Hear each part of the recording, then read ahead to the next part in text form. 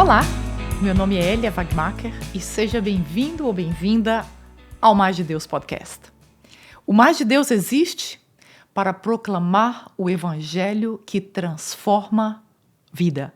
Esse evangelho, essa transformação vem acontecendo há 2000 anos atrás e tem acontecido em minha própria vida. Por isso eu te convido hoje a ficar aqui para aprendermos no livro de João sobre uma das histórias mais lindas da palavra de Deus.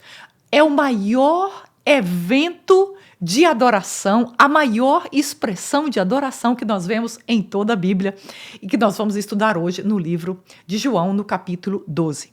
Olha, se você acompanha o podcast e você gosta desse estudo bíblico e você gostaria que essa mensagem chegasse a mais pessoas, eu te convido a ir lá na plataforma Apple do podcast. Você procura Mais de Deus Podcast, então você vai vir nesse lugar aqui.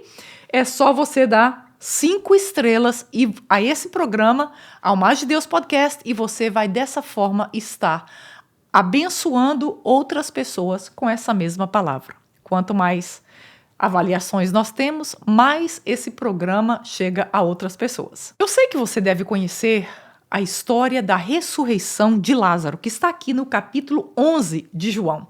Lázaro estava muito doente, Lázaro morreu, então as irmãs de Lázaro, Marta e Maria, mandou chamar Jesus, que estava em outra região. Quando Jesus chegou e ressuscitou a Lázaro, isso foi um evento que causou uma enormidade de manifestações a favor do ministério de Jesus. Então, por causa da perseguição dos líderes judeus, Jesus, que estava em Betânia para ressuscitar Lázaro, Jesus vai então com os discípulos agora para uma cidade chamada Efraim. Quando passaram alguns dias, então, Simão, que era chamado Simão o leproso, porque Jesus certamente o havia curado, de outra maneira ele não poderia estar próximo de pessoas. Então Simão faz um banquete, um jantar em honra a Jesus. Então ele recebe em sua casa os discípulos, Jesus, ele convida também a Lázaro, que havia ressuscitado, as suas 2 irmãs, Marta e Maria, e certamente a sua própria família. Então, esse evento que acontece aqui, desse jantar, onde Maria se levanta para ungir os pés e a cabeça de Jesus, eles também está registrado no livro de Mateus 26, 6 a 13, e no livro de Marcos, no capítulo 4, verso 3 a 9. Nesses 2 evangelhos, os autores não definem essa pessoa que unge Jesus como Maria, mas aqui em João, ele que conviveu muito próximo de Jesus e presenciou essa cena, ele então descreve que essa mulher que ungiu Jesus foi Maria, irmã de Lázaro e irmã de Marta. Esse foi um jantar mais fantástico da história. Imagine que naquela mesa estava Jesus, que iria morrer 6 dias depois e ressuscitar. Ali estava Simão, que havia sido curado de uma lepra. Imagina a situação. Ali estavam os discípulos, ali estava Maria, ali estava Marta e ali também estava Lázaro, que havia ressuscitado depois de 4 dias enterrado. Quando foram desenterrar, quando foram abrir a sepultura, a irmã de Lázaro disse: Senhor, já cheira mal, porque já são 4 dias. Então, esse Lázaro estava ali também sentado nessa mesa. E Marta seguiu ali servindo o almoço. Jesus não estava tendo um jantar na casa de Marta e Maria, novamente eu enfatizando, mas Jesus estava, desta vez, tendo um jantar na casa de Simão, o leproso, e Marta estava ali servindo. Nós tendemos a pensar que ser Marta é ser menos espiritual. Em outra ocasião, quando Jesus estava jantando na casa de Lázaro, Marta e Maria, Jesus chegou ali e Marta se sentou aos pés de Jesus para ouvir os ensinamentos. Então Marta disse: Jesus, fala com Maria para vir me ajudar nas atividades da casa. E Jesus disse: Marta, tem uma coisa que é mais importante, Marta, que é estar aos meus pés, ouvindo a minha palavra. Em outras palavras, dizendo, Jesus estava apenas ensinando sobre o timing, sobre a hora certa de fazer as coisas. Marta, e o ministério de Marta, ele é essencial no corpo de Cristo, na igreja, no reino de Deus, porque as Martas, vamos dizer assim, são aquelas pessoas chamadas por Deus para organizar, para administrar, para colocar em ordem as coisas, diferente de outros chamados, que é para ensinar, que é para orar, que é para pregar. Mas cada um desses chamados tem um lugar muito especial no coração de Deus e no reino de Deus aqui na terra. Lá em Lucas 7, há também um relato de um outro jantar, onde Jesus foi convidado por um fariseu, que por coincidência se chamava também Simão, e nesse jantar aparece uma mulher que nós não sabemos quem era, e ela também unge a Jesus e vai embora. Mas essa unção aqui hoje, que está acontecendo na casa de Simão, ela é feita por Maria, irmã de Lázaro e irmã de Marta. Então eu gostaria de te convidar, se você está aí, eu recebo comentários das pessoas que escutam o podcast quando estão correndo, quando estão caminhando. Eu queria te fazer esse convite também. Se você é meu ouvinte, se você faz parte do Mais de Deus, eu queria te encorajar a caminhar, a correr, a exercitar. Isso não é o mais importante da nossa vida, mas quando nós temos um templo, um corpo saudável, a palavra de Deus vai entrar em nós com mais clareza, com mais aceitação do que num corpo doente. A própria Bíblia nos incentiva. Isso não pode ser a coisa principal da nossa vida, mas é importante. Então, se você está em casa, se você está no escritório e você pode pegar a sua Bíblia, abra comigo em João capítulo 12, o verso 1 ao verso 3. Eu vou ler para você, que diz assim: Jesus é ungido em Betânia. 6 dias antes da Páscoa, Jesus chegou a Betânia, onde vivia Lázaro, a quem ressuscitara dos mortos. Verso 2. Ali prepararam um jantar para Jesus. Marta servia enquanto Lázaro estava à mesa com ele. Então Maria pegou um frasco de nardo puro, que era um perfume caro, derramou-os sobre os pés de Jesus e os enxugou com os seus cabelos. E a casa encheu-se com a fragrância do perfume. Nessa segunda parte agora do livro de João, ele começa a mostrar os fatos apontando para a morte e ressurreição de Jesus. Nesse evento aqui, oficialmente começa a preparação e o plano oficial para que Jesus fosse morto. Então, esses eventos, desde a ressurreição de Lázaro, onde a multidão estava ali para ver o que aconteceu, começa um plano para a morte de Jesus. E por quê? Jesus vinha pregando o evangelho, fazendo milagres e prodígios, e já havia uma grande multidão que o seguia. Mas havia também uma grande multidão que estava em cima do muro, vamos dizer assim.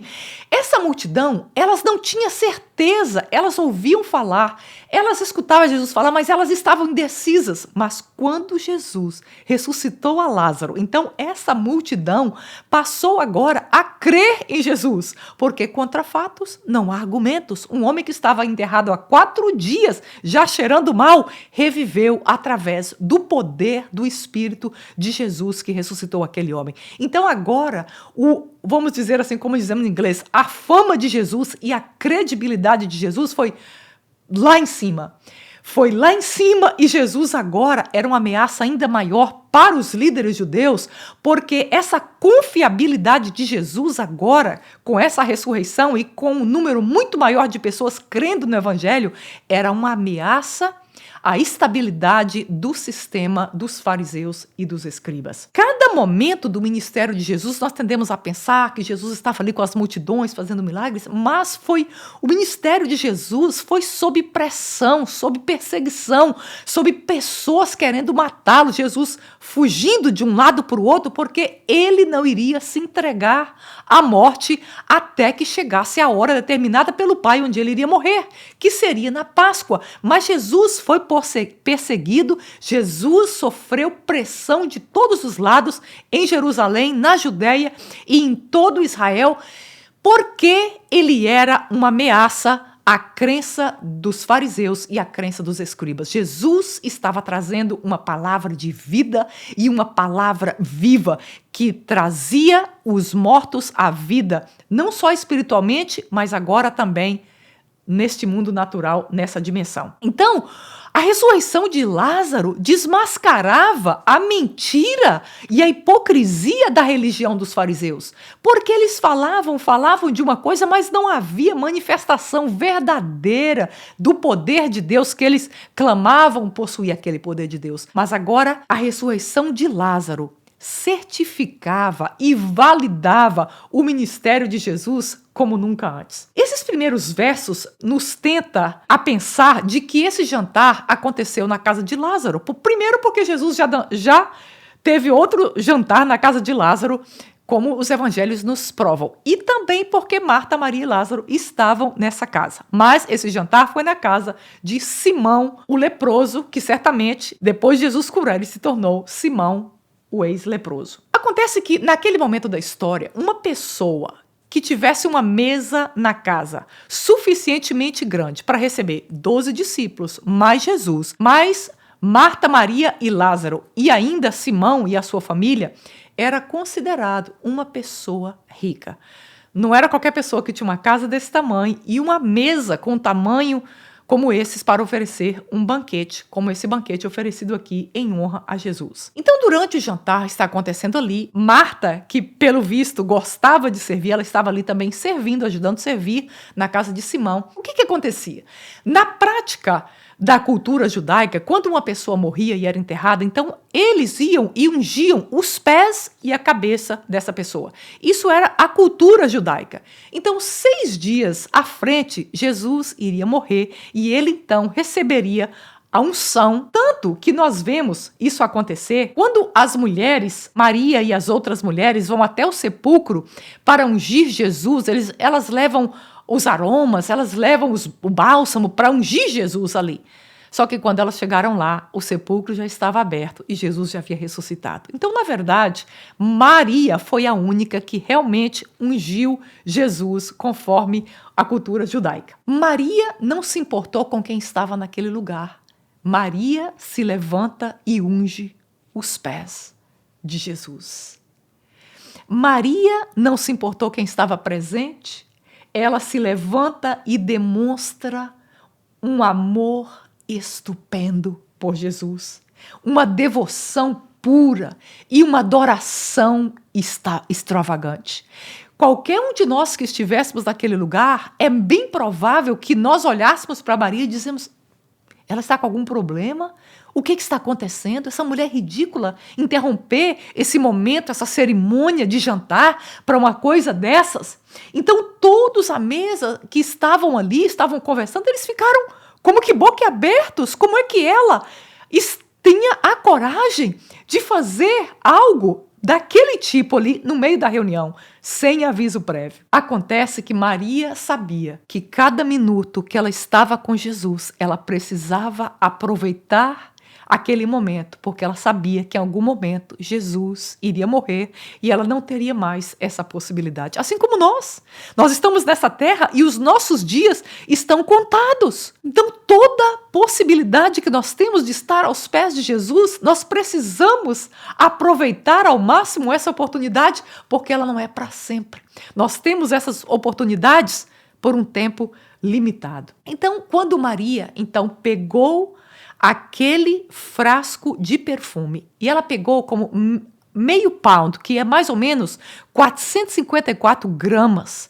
Ela pegou aquela essência de nardo. O nardo é uma raiz de uma planta que era da Índia, caríssima naquele momento. Quando nós compramos um perfume hoje, normalmente essa essência do perfume ela é diluída no álcool ou no óleo. Para quê? Para que o perfume se torne mais barato. E mesmo assim, você sabe que um perfume normal é caro.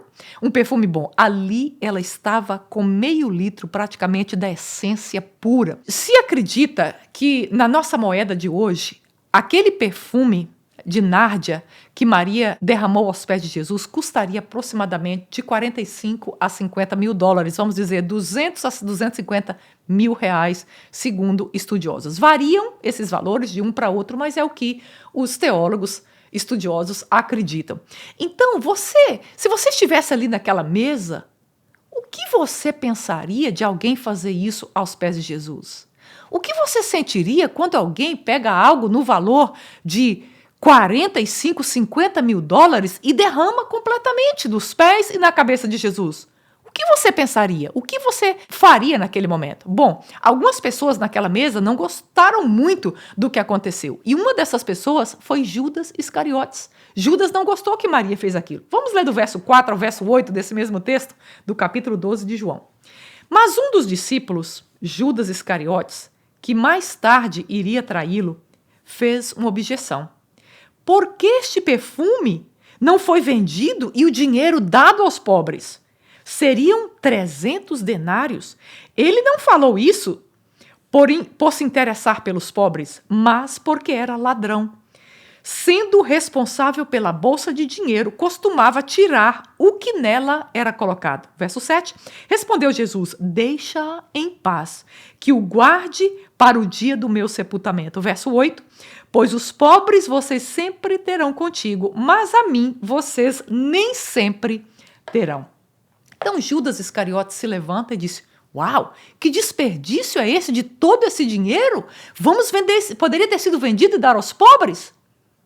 Será que nós também pensamos isso?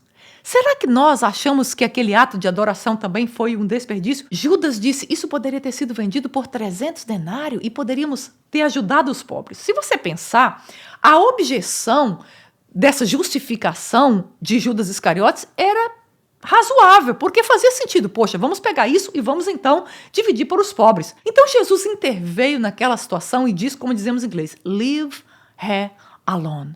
Deixa essa mulher quieta. Então Jesus apoiou e mais do que isso, ele recebeu essa adoração estupenda de Maria. E ele então adicionou significado ao que ela estava fazendo, mas que eles não compreendiam.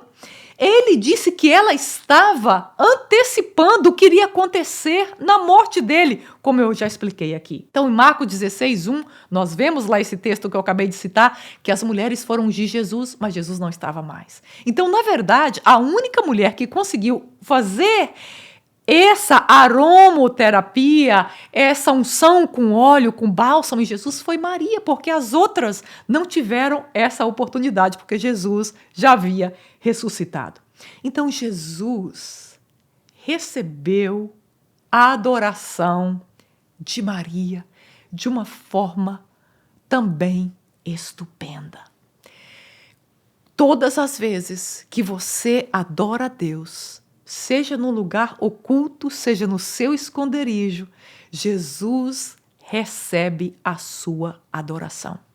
E a forma como Jesus recebeu a adoração de Maria foi exatamente no mesmo nível da oferta de adoração.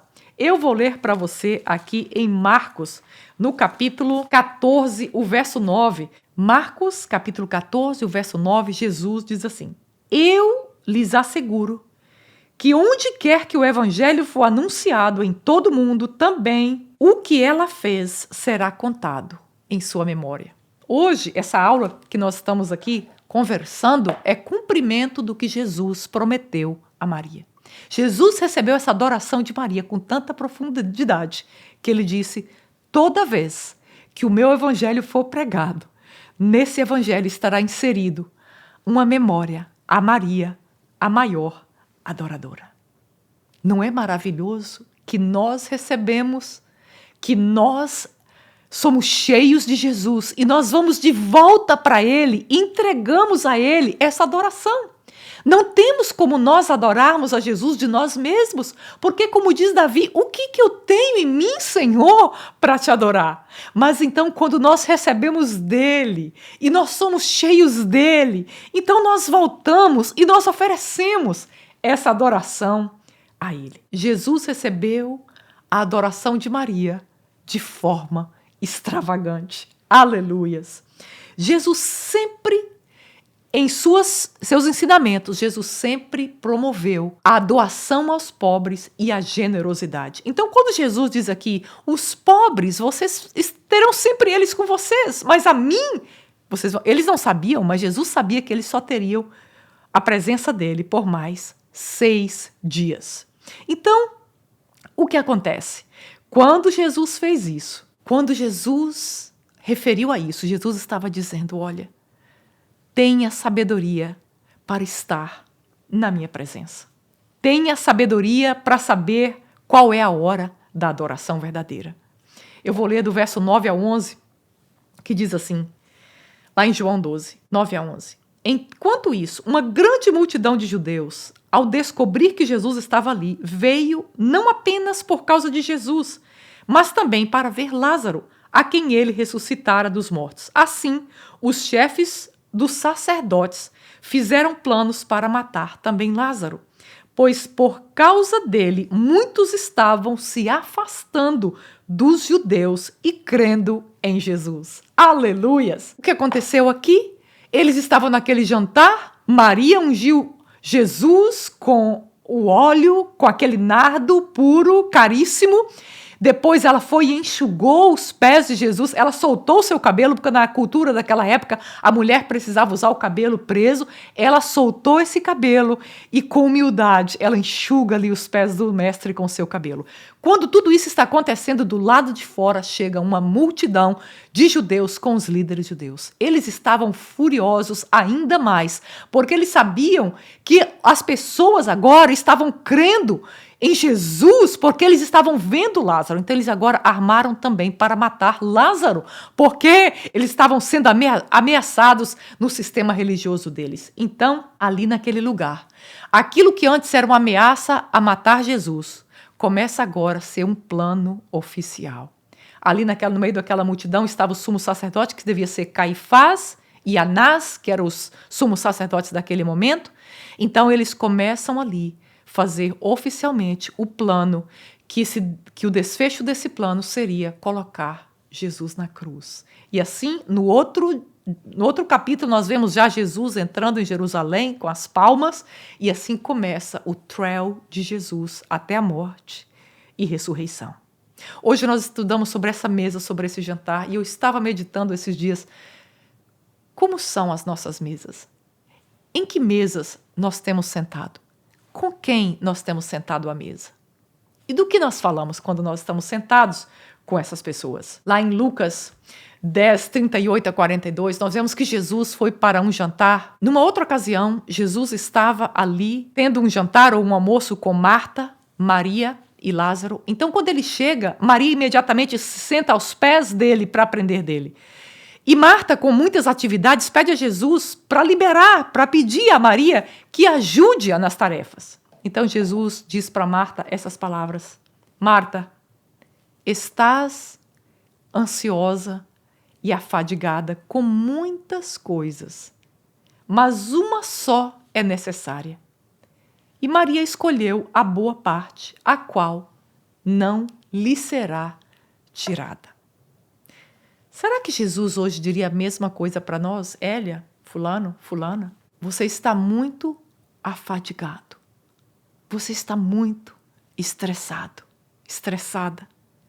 Olha, só existe uma coisa que vale a pena, e essa coisa é o que Maria escolheu. Maria escolheu o próprio Jesus.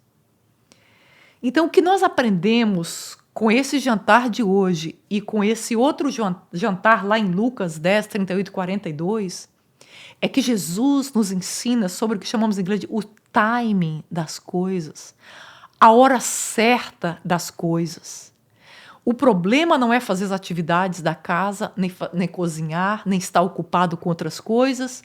O problema é quando nós perdemos o momento e a percepção de estar próximo aos pés de Jesus. A coisa, se você tem se perguntado qual é a coisa mais importante dessa vida, talvez alguns me perguntam, Hélia, eu não sei por onde começar, eu não sei o que fazer, eu preciso de uma orientação. Olha, a orientação para você, sentar-se aos pés de Jesus. Isso é a coisa principal. Essas palavras são dele mesmo, que diz, olha, Maria escolheu a parte principal. Não importa quanto estressados nós estejamos, quão afadigados nós estejamos com esta vida e com a nossa correria, Jesus hoje na sua palavra nos convida, senta aos meus pés. Experiencia um pouco da adoração, que é este aroma suave, que é essa intimidade, que é este deleite que nós temos na presença dele. Alguns naquela mesa, quando Maria ungiu Jesus, porque Maria entendia o que era estar aos pés de Jesus, Maria entendia a preciosidade e a enormidade e a grandeza do que é estar aos pés de Jesus. Mas alguns naquela mesa pensou que era um desperdício $45 mil aos pés de Jesus. Será que Jesus realmente vale isso? Será que Jesus realmente merece ou vale a pena receber toda essa adoração? Eu quero finalizar esse estudo, quero ler para você em Apocalipse 4, do verso 9 ao 11. Esse mesmo João está agora na ilha de Patmos e ele vê então o que acontece nos céus. Então ele escreve para nós: toda vez que os seres viventes dão glória, honra e graças àquele que está sentado no trono e que vive para todo sempre, os 24 anciãos se prostram diante daquele que está sentado no trono e o adoram, aquele que vive para todo sempre. Eles lançam as suas coroas diante dele e dizem: Tu, Senhor, Deus nosso, és digno de receber a glória, a honra e o poder, porque criaste todas as coisas e por tua vontade elas existem e foram criadas. A coroa representa o máximo de autoridade que um rei, uma rainha pode ter. Aquela coroa representa todo o reinado. O maior símbolo de autoridade que alguém pode se vestir é de uma coroa. Então, nos céus, esses 24 anciãos que nós não sabemos quem são, mas o fato é que eles estão revestidos de autoridades, a forma mais autêntica e mais suprema deles adorarem a Jesus, eles vão, então, aos pés dele, eles tiram as suas coroas e eles colocam aos pés de Jesus. Eles estão dizendo com isso que não é reservado para eles nenhuma autoridade, nenhuma glória, mas que absolutamente toda honra, toda glória, toda soberania, toda majestade, eles precisam e eles desejam colocar aos pés dos reis. E então, em adoração, eles dizem: Tu criaste todas as coisas e tu és digno para sempre de todo louvor, de toda glória, de todo poder e de toda exaltação. Esse é um tempo na nossa vida que Jesus nos convida à adoração. Agora, no mês de fevereiro, nós vimos aqui em Auburn University, nós vimos um culto que começou dentro de uma universidade com adolescentes, com os jovens. Esse culto começou 8 de fevereiro e ele durou mais de 200 horas com jovens, com corações quebrantados e humilhados, adorando a Deus. Esse é o momento da adoração. Você não precisa estar em Asbury, não precisa estar nos Estados Unidos, onde quer que você esteja na sua casa. Quando nós sentamos aos pés de Jesus, quando nós sentamos ao pé do Mestre e ouvimos as suas palavras, e as suas palavras entram em nosso coração, em nossa mente, e a nossa vida é tomada pela presença dele, então a coisa que nós temos desejo de fazer e nos traz completude é quando nós devolvemos a Ele, em adoração, essa vida, essa exaltação e esse louvor. Adore a Deus. É tempo de adoração. É tempo de ajoelharmos aos pés dEle, como nosso Senhor e Salvador. Jesus, nós te damos toda a honra e toda a glória e todo o louvor para sempre, porque Tu és digno de receber a honra, a glória e o louvor. Ó Deus, nessa hora eu quero orar por essa pessoa que me escuta, que o Teu Espírito Santo toque nela, toque nessa família e coloca, Deus, um sentimento, uma necessidade e um desejo de Te adorar, Senhor. Oh Deus, que a partir dessa palavra, que nesse momento o Senhor toque esse coração e essa mente e faça nascer algo novo nesse coração, um desejo novo, Senhor, de Te adorar e Te glorificar. Abençoa essa pessoa que está ouvindo em nome de Jesus. Amém e amém. Muito obrigada por você ficar comigo até o final desse estudo bíblico. Comenta nos comentários, aperta aí o sininho para você ser notificado da próxima palavra.